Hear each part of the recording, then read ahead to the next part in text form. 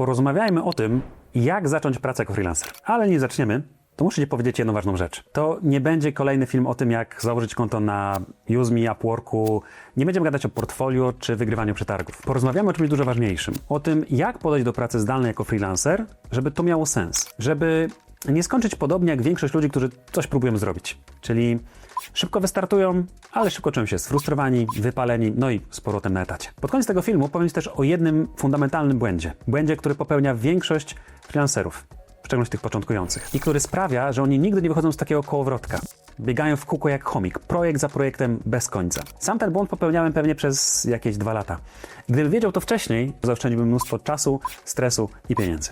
Ale o tym za chwilę, bo najpierw musimy pogadać o fundamentach. Niestety freelancing ma trochę złą opinię. Głównie dlatego, że pod pracę zdalną podpinają się jakieś MLM-y, tego typu historie. Zupełnie będziemy o tym rozmawiali. Być może też słyszałeś, że freelance nie pozwala dać stabilnych dochodów, stabilnych przychodów. No bo nie masz wpływu na to, co się dzieje, że to jest życie w ciągłym stresie, że trzeba mieć działalność, że to wielkie koszty, że przedsiębiorczość jest trudna. Dla wielu ludzi właśnie tak to wygląda. Ale to nie dlatego, że model zarabiania na freelancie jest zły, tylko dlatego, że oni nie do końca dobrze do niego podchodzą. Dzisiaj pokażę Ci, jak zrobić to dobrze. Partnerem kanału jest Hostinger.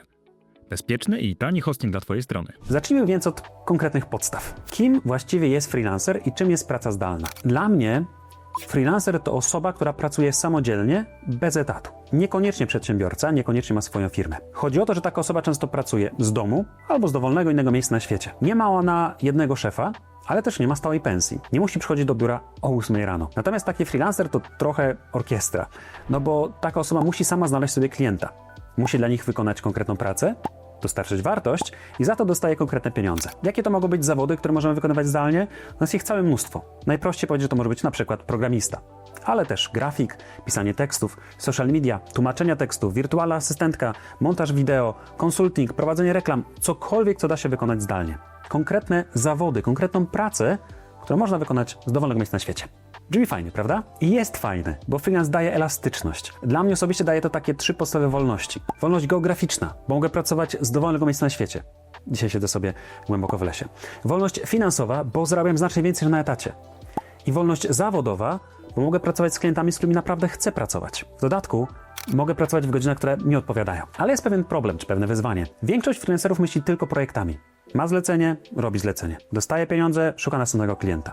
I to jest kołowrotek dla chomika. Biegasz i biegasz. I mimo, że mamy takie poczucie, że cały czas się ruszamy, to tak naprawdę stoimy w miejscu. Dla wielu takich osób, w szczególności na przykład takich osób, które zajmują się stronami internetowymi, to jest ciągła niepewność, ciągłe szukanie.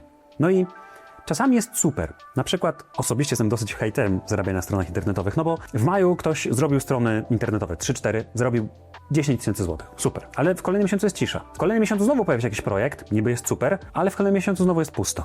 I tak w kółko. Miesiąc w miesiąc, rok w rok. Taki freelancer jest tak bogaty, jak jego ostatnie zlecenie. Bo miesiąc bez klienta, no i taki freelancer jest często w głębokich problemach. I to nie jest życie, to nie jest swoboda, to jest przetrwanie. I właśnie dlatego wiele osób wraca na etat. Nie dlatego, że freelancing nie działa, tylko dlatego, że nie zbudowali systemu. Moja osobista opinia jest taka, że każdy może pracować zdalnie, ale nie każdy powinien pracować zdalnie. Bo niektórzy wolą mieć to poczucie takiego komfortu, 8-16, wychodzę do pracy i koniec. I nie ma w tym nic złego. Ale teraz powiem Ci coś, co może zmienić Twoje myślenie, czy Twój sposób podejścia. Dla mnie osobiście freelancing jest znacznie bezpieczniejszy niż etat. Dlaczego? Ja osobiście wolę mieć na przykład 10 klientów, z których każdy płaci mi nawet za moją usługę tylko 1000 zł. Tylko 1000 zł. Jest to dla mnie dużo lepsze podejście niż jeden szef, który mi płaci 10 000. Jeżeli pracujesz na etacie i przestaniesz się dogadywać z szefem, albo coś się stanie w firmie, zwolnienia, restrukturyzacja, pandemia i zostaniesz zwolniony, albo się zwolnisz, to tracisz cały przychód. 100%.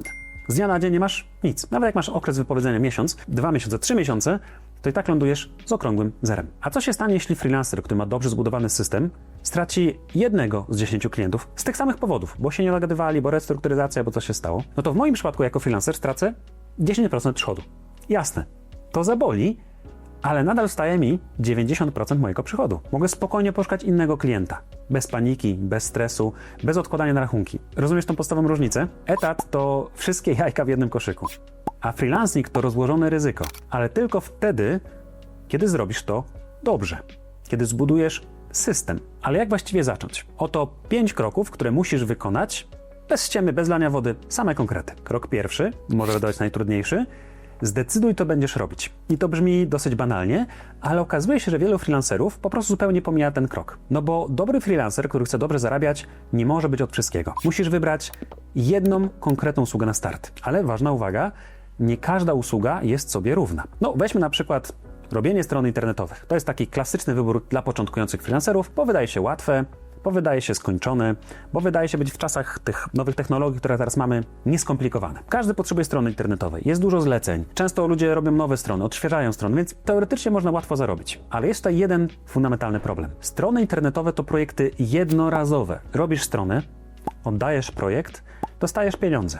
I co dalej? Szukasz następnego klienta. Wracasz do kołowrotka, kręcisz się w kółko. A teraz pomyśl o alternatywie do usług jednorazowych, czyli o usługach cyklicznych. Najprościej jest to zrobić na przykładzie prowadzenia social mediów, albo obsługi reklam, albo wsparcia technicznego, czy nawet tworzenia treści na bloga, scenariusza, czy cokolwiek innego, co miesiąc cyklicznie dla klienta. Tutaj robisz pracę raz, zdobywasz klienta raz, budujesz zaufanie raz i zaczynasz współpracę wielokrotną.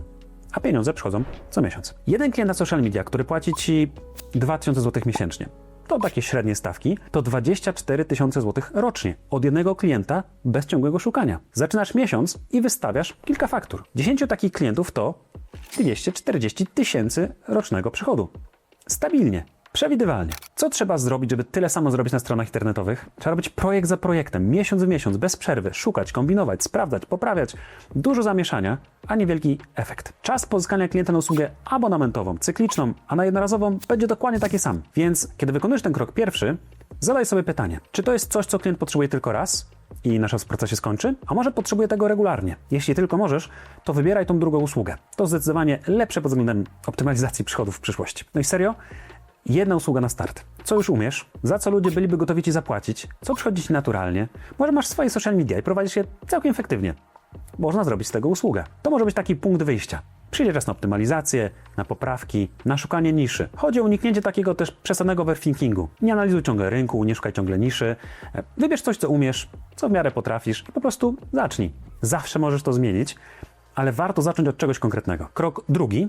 Określ, ile chcesz zarabiać i dlaczego. I teraz nie pytam jak abstrakcyjną kwotę z sufitu. Pytam konkretnie. Ile? Ile chcesz zarabiać? I co najważniejsze, dlaczego akurat tyle? Bo wielu ludzi od razu odpowiada zupełnie bezmyślnie. 10 000 zł miesięcznie, bo słyszeli, że tyle freelancer może zarabiać. Albo 100 000 miesięcznie, bo brzmi super, bo będę bardzo bogatym człowiekiem. Ale po co tak naprawdę ci te pieniądze? Co z nimi zrobisz? Jaki jest twój konkretny pomysł na te pieniądze? Nowy samochód, no i co dalej? Mieszkanie, no i co dalej? Warto policzyć swoje realne wydatki, czyli uwzględnić też poduszkę bezpieczeństwa, dodać pieniądze na rozwój. No i wtedy mamy taką minimalną kwotę. Bez konkretnego celu konkretna kwota nie ma znaczenia. To tylko liczba, która ładnie wygląda na motywacyjnej karteczce. A kiedy masz konkretny cel, masz konkretne dlaczego, to masz motywację. Wiesz, po co pracujesz, wiesz, po co wstajesz rano i robisz kolejne projekty. Wiesz, dlaczego chcesz napisać kolejny wiadomość do klienta, czy zrealizować kolejny projekt. Krok trzeci. Stwórz minimum potrzebne do startu. Nie potrzebujesz perfekcyjnej strony internetowej. Nie potrzebujesz brandingu, logotypu za 3000 zł. Nie potrzebujesz wizytówek. Nie potrzebujesz mnóstwa niepotrzebnych rzeczy. Tak naprawdę potrzebujesz 3 prostych rzeczy. Po pierwsze, jeden przykładowy projekt demonstracyjny. Coś, co pokazuje, że potrafisz mniej więcej wykonać to, o czym mówisz klientowi. Chodzi o taki elevator pitch. 3 zdania o tym, co robisz i dla kogo. Tak, żebyś mógł bardzo szybko, nie wiem, w 30 sekund każdemu wyjaśnić, czym się zajmujesz. Potrzebujesz też jakiegoś szablonu wiadomości i sposobu dotarcia do tych klientów. Tak naprawdę to wszystko. Resztę dobudujesz w drodze. Perfekcja jest zdecydowanie wrogiem dobrego startu. Znam wiele freelancerów, którzy kotłują w swojej głowie przez miesiące coś, co mogliby już dawno sprawdzić i zweryfikować, czy rynek tego potrzebuje. Ale co z tym portfolio? Jedno proste portfolio warto byłoby mieć. I teraz nie chodzi o to, żeby teraz zrobić stronę internetową za 50 000 zł, za 5 000 zł. Nie mówię o budowaniu czegoś przez kilkanaście miesięcy. Mówię o czymś, co można postawić dosłownie w kilka minut. Ja osobiście na wszystkie moje strony internetowe używam Hostingera, firmy hostingowej, która ma też wbudowany kreator stron internetowych z gotowymi szablonami. Wybierasz szablon, wrzucasz tam swoje projekty, zmieniasz teksty i masz profesjonalnie, dobrze wyglądającą stronę internetową. Ja osobiście jestem w stanie zrobić w 15 minut. Nie przesadzam. Tobie może zajmie to pół godziny. Zresztą zobacz jeden z moich materiałów, w którym to pokazałem krok po kroku, jak to zrobić. A jeśli nie masz prawdziwego portfolio, to stwórz fikcyjną markę, dla której zaprojektowałeś logotyp, poprowadziłeś social media, przygotuj kilka postów. Klienta interesuje to, co potrafisz zrobić, a nie to, dla kogo pracowałeś. Bo jak klient dostanie od Ciebie wiadomość, to prawdopodobnie jedną z pierwszych rzeczy, którą będzie chciał sprawdzić, to właśnie Twoja strona internetowa. Proste portfolio buduje wiarygodność. Pokazuje, że traktujesz to poważnie. Nie wysyłasz maila z jankowalski@buziaczek.pl, tylko z maila imię, nazwisko, nazwa twojego projektu. Obsługa skrzynki mailowej w Hostingerze to również coś, co kosztuje bardzo niewiele. Więcej, pokażę ci teraz dokładnie mój ekran i zobaczysz, że teraz taki hosting może kosztować mniej niż 20 zł miesięcznie już z obsługą maila, z szablonem AI, z wszystkim, czego tylko możesz potrzebować. Mamy 3 kroki za sobą. Wiesz, co chcesz robić, wiesz, ile chcesz zarabiać, no i masz takie minimum potrzebne do startu. No i teraz trudniejsza część, w której większość ludzi się po prostu wykłada. Zaraz podam ten krok 4. i 5., ale krok 5. jest kluczowy. To jest ta jedna rzecz, która oddziela freelancerów od tych, którzy zarabiają, od tych, którzy się męczą co miesiąc. Pamiętasz o tym błędzie, o którym wspomniałem na początku tego materiału? Ten, który popełnia 90% ludzi na początku? Zaraz do tego dojdziemy. Najpierw musisz zrozumieć krok 4. Znajdź swoich pierwszych klientów. To jest moment, w którym większość ludzi się blokuje, bo nie wiedzą, gdzie szukać, bo boją się odrzucenia, bo czekają, aż klienci sami przyjdą. No i niestety, brutalna prawda, nie przyjdą. Trzeba ich znaleźć. Ale gdzie ich szukać na samym początku swojej drogi? Możesz zacząć od swojego otoczenia. Napisz do znajomych przedsiębiorców, że zaczynasz, że robisz coś takiego. Zapytaj, czy znają kogoś, kto może potrzebować twojej usługi. Może pracują w firmach, które potrzebują takiej usługi, którą chcesz świadczyć. Nie bój się tego zrobić. To nie jest żebranie. To jest informowanie o swojej ofercie. Można też wejść na portale freelancerskie. Jest UseMe, jest NoFlapJobs, jest wspomniany już Upwork, jest freelancer.com. Nie bój się aplikować na ogłoszenia. I tak, będzie dużo odrzuceń. Często ktoś powie ci, nie, to jest najgorsze, co możecie spotkać. Po prostu ktoś ci powie nie i tyle. Jakie to jest ryzyko? Czasem nikt po prostu nie odpowie. I to jest całkowicie normalne. Ale chodzi o to, żeby zdobyć doświadczenie. Nie o idealne zlecenie, nie o długoterminową współpracę, nie o wysokie stawki. Potrzebujesz pierwszych klientów, pierwszych opinii, pierwszych case study, pierwszego udowodnienia sobie samemu, że potrafisz to zrobić. Nawet jeżeli miałbyś pracować na początku za mniejszą stawkę. To jest taki realnie dobrze zbudowany kapitał na przyszłość, żeby zacząć swoje usługi wyceniać coraz więcej, zarabiać coraz więcej. Partnerem kanału jest Hostinger. Bezpieczny i tani hosting dla twojej strony. Krok 5. to myśl długoterminowo. To prawdopodobnie najważniejszy krok, którego większość pomija. Staraj się nie szukać pojedynczych projektów. Szukaj klientów, z którymi możesz współpracować długoterminowo i regularnie. Bo jeden klient, który płaci ci co miesiąc, jest warty znacznie więcej niż 10 jednorazowych. Bo takich klientów nie trzeba szukać co miesiąc. Nie trzeba cały czas sprzedawać. Nie trzeba budować zaufania od zera. Od pierwszego dnia budujemy dobre relacje na poziomie doradca, współpracownik, partner. Nie tylko osoby, która wykonuje zadanie. Może warto spytać takiego klienta, czy możesz im pomóc jeszcze w czymś więcej. Zaproponuj rozwiązanie, zanim oni nawet zdążą poprosić, czy nawet oni powiedzą.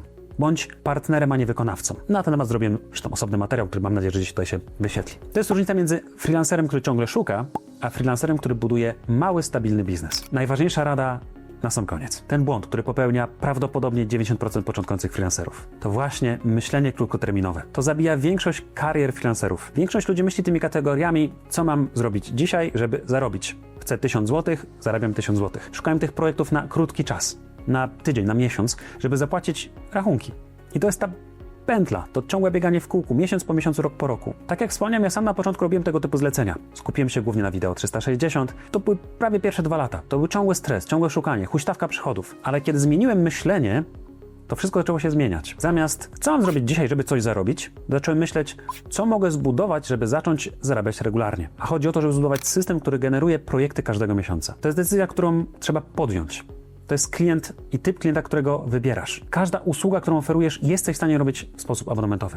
Grafik może robić pakiety grafik do reklam. Copywriter może zamiast pisać jednego tekstu pisać bloga. Osoba, która zajmuje się reklamami, może świadczyć ją cyklicznie również o dokładaniu usługi dodatkowe, oprócz reklam też SEO. To jest taki punkt wyjścia. Mam nadzieję, że teraz zrozumiałeś i jesteś gotowy na to, żeby zacząć. I najważniejsze, nie czekaj na idealny moment. Nie oglądaj kolejnych filmików na YouTube, jak zrobić biznes oparty na usługach, jak zrobić więcej pieniędzy.